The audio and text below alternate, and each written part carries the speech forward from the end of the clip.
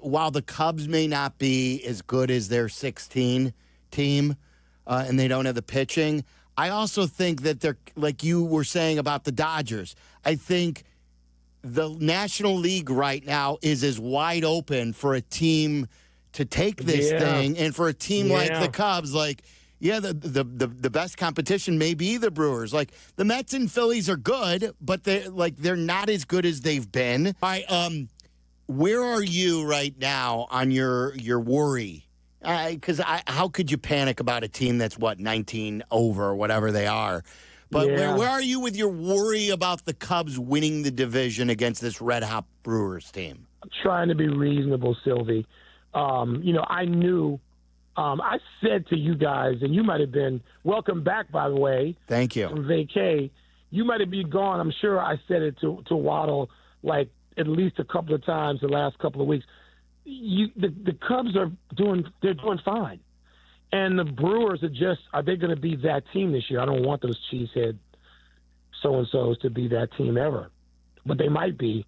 34-13 or 36-13.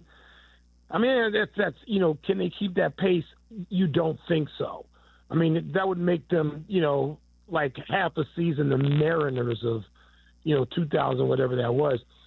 So I don't want them to be that. But the fact is, their starting pitching is so good that even, and I know the Cubs bullpen lately, it's been not good since July 1st.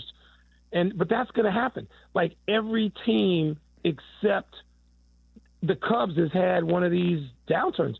The Yankees have had it. The Dodgers are on it now. They've lost 8 of 11. Maybe more than that. The Dodgers might have lost 11 to 13. Every team in Major League Baseball, the Astros have had it. They've all had this period of, The Cubs haven't had it. So that worries me. That's what keeps me up. And then giving up, the runs they gave up, what they give up, like double-digit runs at one point to the Royals. And you want them to win 2 out of 3 against the Royals, especially when one of them is, 813-year-old Rich Hill starting. I wanted the Cubs, and they got that one. So my worry meter is it's always up because they're good enough now where you want to see what they can do. Can we get to the postseason? What does it mean if they're a wild card versus a division winner? Often nothing. But the Cardinals are not going to quit playing. The Reds are not going to quit playing. You've got the Phillies and Mets, and one of them is going to be a wild card team. So, it's more than just can they win the division, it's can they make the postseason. Well, so how badly do you want Jed to be all in at the trade deadline? Well, it sounds like he is. And just, look, I'm not reporting on baseball anymore, but I do still talk to some baseball people occasionally in my meanderings and wanderings and conversations. And from what I hear, he's all in. He really wants to make this work. He knows they're close. But, we don't have the resources that the Yankees do. And I don't know that the people above him are willing to spend resources that the Red Sox would if they decide they're buyers. So if the Yankees want Suarez from Arizona, as I sit out here in the desert and watch him hit 2 home runs a night, it seems, and the Cubs want him, who's going to get him? It doesn't mean that Jed's not all in to get him, but who's got permission to do that? Who's got authority? Who's got the aggression? Who is just hell-bent on doing that at all costs? I don't know the answer to that. And it's interesting to hear baseball people talk about it. Mike, the trade deadline will be whatever it will be. But if 2016 taught us anything as Cubs fans, it's what a true champion looks like. As you watch this team now, do you think this team has the pieces that it takes to get to that point this year? Nick, that's a great question. It looks more like 2015 to me. And I would take that in a heartbeat. It looks more like 15. And so could they acquire 2 pieces to make it look like 16? Maybe.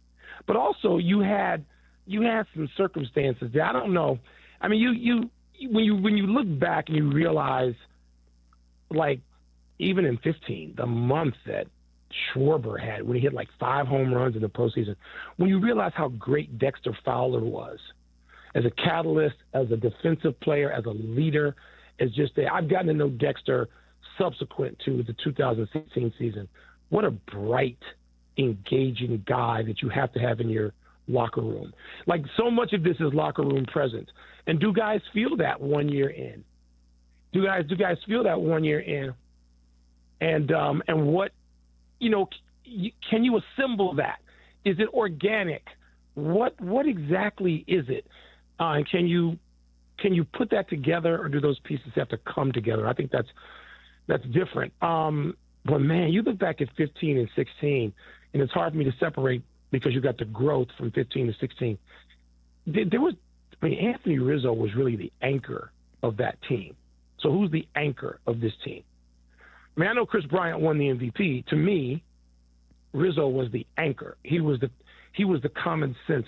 Rizzo was always the adult in the room, and they were a young team. You could have Baez being Baez. You could have, Addie Russell, being kids. You could have them being that because you had a guy like Rizzo. So if we're going to compare, and you asked me that question related to 15 and 16, who's that guy? I don't know how that shakes out yet. Maybe they don't even know how it shakes out yet. The one thing, too, is while the Cubs may not be as good as their 16 team and they don't have the pitching, I also think that they're, like you were saying about the Dodgers, I think the National League right now is as wide open for a team to take this thing, and for a team like the Cubs, the best competition may be the Brewers. Like, the Mets and Phillies are good, but they're not as good as they've been. The Dodgers are nowhere near as good as they've been. I'm not saying that the Cubs are supreme, but I think they've got a good shot if they get hot at the right time and acquire the right pieces. Yes, agreed. And that's why you want to do it. Because, look, it's not long haul. All those teams are flawed that you mentioned. And so, but they can all get hot, especially the Phillies. The Phillies have the pieces. They know, and they know it. Because they've been closer. They're a veteran playoff team. The Cubs are not. And so, and there's some teams that we're not even thinking of that might get in this thing as a wild card. Who gets hot in September? The Diamondbacks? The Padres, who've been close? The Padres have been close multiple times. They got stars. They got a couple of future Hall of Famers on that team. So where do they come in? And do they upset somebody? Because when you get wild card stuff, you only got to be great like twice. And then, it changes the whole postseason. So this is not even this is so far from done. But, I'd like to see what the Cubs could do with one more starting pitcher. Is Assad coming back? What's the deal with him? He pitched, I think today. Was it today or yesterday? He was pitching in Arizona. I was reading. So, there's a lot going into it, and the key phrase is wide open, because it is.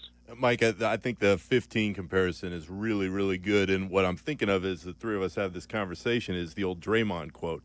There are 82 game players in the NBA, and then there are 16 game players for the playoffs and the finals and the biggest games of all. As I watch this Cubs team play this year, there are a lot of 162-game players, and I think we all agree they've exceeded expectations right now. Who are the 11-game players? Who are the guys who are going to take that next step in the biggest games of all when they need them? We knew who they likely would be in 16.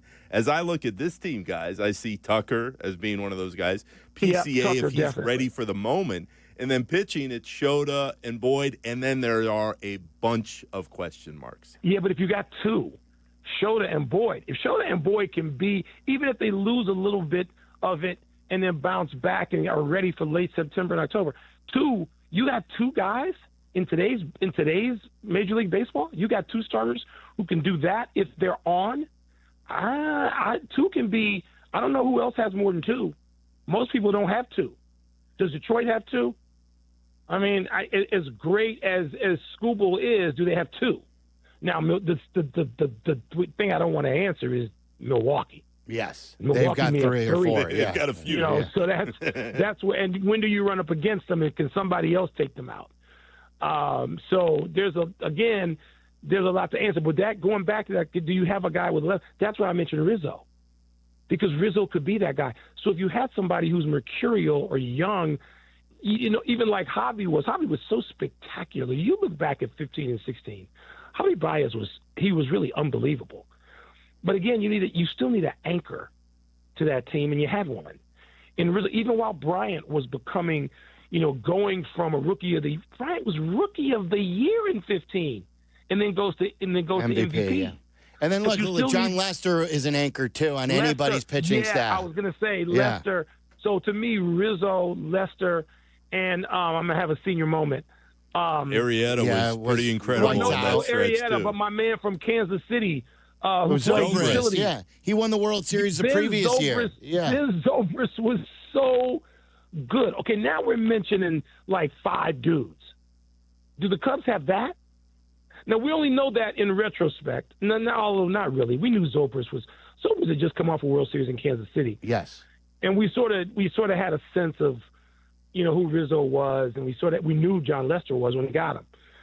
So, But Mike, that's exactly what you're saying. We're asking a lot. Yeah, that's asking a lot. It's exactly what you're saying. Fowler is a perfect example. Russell, we knew what those guys would be with the core guys in place. Fowler. Who are the core guys now? They had a bunch of guys who, and I think it took. By the way, I start thinking about that team. The two teams I think about all the time, and everybody's, people who are younger than me, which is everybody, they're not going to see how these teams have anything to do with each other. To me, they're connected. The 2016 Cubs, and we wanted them to do it again. And, they were in the playoffs again, and they were reasonably close again. But that team could only do that once. There was no encore to what they did. What they did had to be more emotionally draining than it. Those guys are going to be able to figure it out when they're all retired. And they're all 20 years from now, and they're all in their 50s, and they can talk about how draining that year was with all the talk of 108 years and could they win. And that team could only do that once. And I compare that to the 85 Bears because that team could only do that once. It's a one-time deal. Yeah. That's why they weren't the 80s Bears. They weren't the late 80s Bears. They were the 85 Bears. One time, that's it. No encore. And those two teams were like that. The Bulls of Jordan were different. Yes, not only were they built for brilliance and once in a generation, it was once in a lifetime brilliance, but it was a run, and it was a different thing, and we wanted to experience that again with the Cubs, and that just wasn't going to be in the cards. Far afield, I just would like to see these Cubs get in the playoffs, have it lined up so that you could have those two guys starting games 1 and 2 of a playoff series and see where the Cubs can go with an extra bat and a starter who might be able to be a number 3 or number 4 if Colin Ray can't. I'm going to circle back to the Cubs in a minute and talk about an all-time great. But before we do, you led me into a conversation Waddle and I had yesterday or the day before. Both of you guys can answer this. So we were asking, do you think this is going to be a good or very good run, with Ben Johnson at the helm? Are we looking ahead and saying that, hey, we're expecting, but then what it turned into, Mike, instead of us predicting if it's not, is what is considered a very good run these days? Do you have to win a title? The Bills recently are in a very good run. They just haven't won it all. The Ravens have had a very good run. So what would constitute in your mind, both of you guys, what a very good run would be for Ben Johnson if he would coach over the next 8 to 10 years the Bears? Well, I think getting to the Super Bowl would be necessary once. And a couple of other, playoff runs where you're playing for the NFC Championship. I might even say one Super Bowl, given the Bears have only won one. I might say that in the expectations. And when you get the overall number 1 and you have seemingly drafted and put this, group together around Caleb, I like the chances. It doesn't mean it's going to happen. I like the way when I heard Ben Johnson threw everybody the first team out of practice. Good. It's called coaching. Yes. That's what it is. You realize, by the way, I remember you could ask like Don Pearson this, or how many times did Dick could throw the first team off the field, even with like 4 Hall of Famers? Threw them off the field. I remember being at practices with Washington, with Joe Gibbs, had multiple Hall of Famers, threw them out, get out of practice. You think Bill Walsh didn't do that? Of course he did. It's called coaching. It's called practice. And so that's how you get your point. You want it. Let me ask you something. What not tough coach ever had a run of anything? Now, there are coaches who were perceived differently. Like I'm sure there's a perception of Marv Levy that because he was so affable and approachable and engaging that he wasn't a tough guy. The hell he wasn't. No, he was tough. He was. He still tough. is tough. He still is, yes. As a coach and as a man, was as a coach, is as a man. Yes, Marv Levy. So you think Andy Reid isn't? So Ben Johnson, yes, he's got to have that, and there needs to be, like, what great coach hasn't there been? Speaking of people throwing folks out of practice, think of the stories we found out later about Phil Jackson and stuff that Phil would do, and stuff that Phil knew if he had to antagonize Michael even a little bit. Even though they were tag team partners more in the NBA is very different than the NFL. Ben Johnson is the people talk about Caleb first, and I'm every day that I listen to all this stuff, I'm thinking, what is Ben Johnson doing today? How's he getting this group ready for this? And I've had a couple of recent NFL players, one a Hall of Famer. I won't mention who it is because the conversations were over dinner in private. I've had recent NFL Hall of Famers tell me that Ben Johnson is like their favorite coordinator over the last few years in the league. I could guess who. I'm going to guess. I'm not going to confirm it. I guarantee you because I think he went public with it. Really? Who went public? I think your dinner with a recent Hall of Famer, I believe, with your Arizona connection, this is Larry Fitzgerald. Did Fitz go public saying that? I believe he's been raving about Ben Johnson. Okay, good. That's one of them. I mean, that's really good. I mean, here's a guy who's got a gold jacket that he'll be putting on like next year. And so, just people who don't have a rooting interest, like they're just like this dude right here. But there were people who said that about Ben Johnson before the Bears hired him, which is partly why they hired him. Yes, you're right. Not partly, largely. So, that he's tough on. He better be tough on Caleb Williams.